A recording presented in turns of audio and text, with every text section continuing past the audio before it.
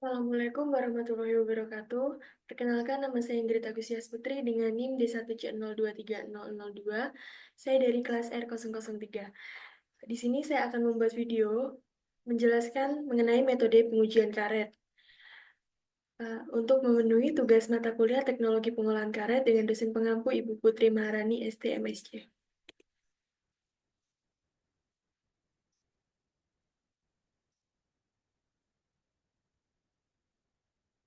Nah, pengolahan karet adalah serangkaian proses yang dilakukan untuk mengubah lateks atau karet mentah menjadi produk karet yang siap dipakai.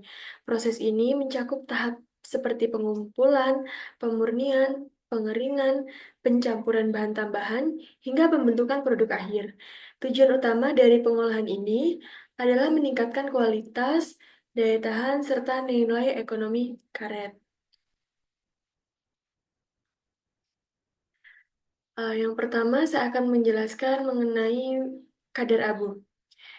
Kadar abu ini dilakukan dengan membakar sampel karet pada suhu tinggi hingga semua bahan organik terbakar dan menyisakan abu. Nah, metode pembakaran abu ini menghasilkan kadar abu yang tinggi, menunjukkan adanya pengotor organik yang berlebih.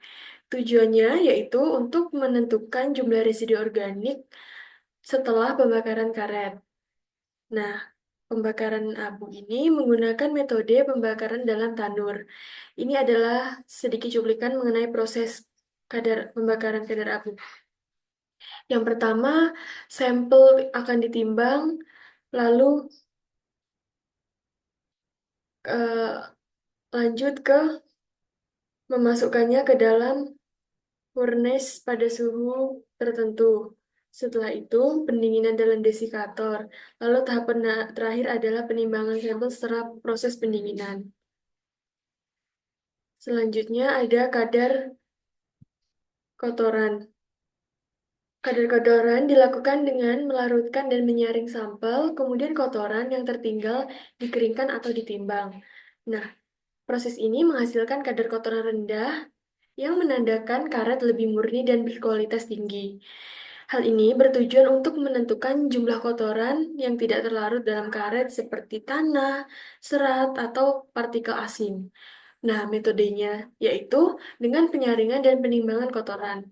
Nah, langkah yang dilakukan yang pertama menimbang sampel, kedua menyaring larutan, ketiga melarutkan dalam pelarut seperti amonia, lalu keempat mengeringkan residu, dan yang terakhir menimbang dan menghitung kadar kotoran.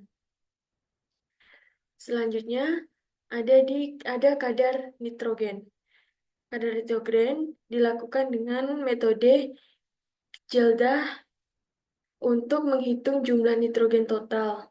Ini menghasilkan kadar nitrogen yang tinggi yang menandakan kandungan protein tinggi dan bisa mempengaruhi sifat elastisitas karet.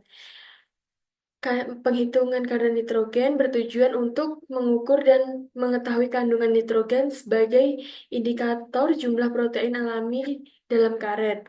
Metodenya yaitu dengan Geldah.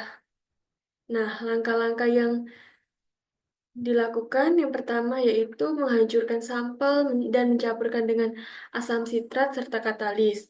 Yang kedua, pemanasan larutan jernih. Ketiga, netralisasi larutan. Keempat, distilasi amonia. Kelima, titrasi hasil distilasi. Dan yang terakhir, menghitung kandungan nitrogen. Nah, mungkin hanya ini saja yang dapat saya jelaskan. Kurang dan lebihnya saya mohon maaf. Saya akhiri. Wassalamualaikum warahmatullahi wabarakatuh.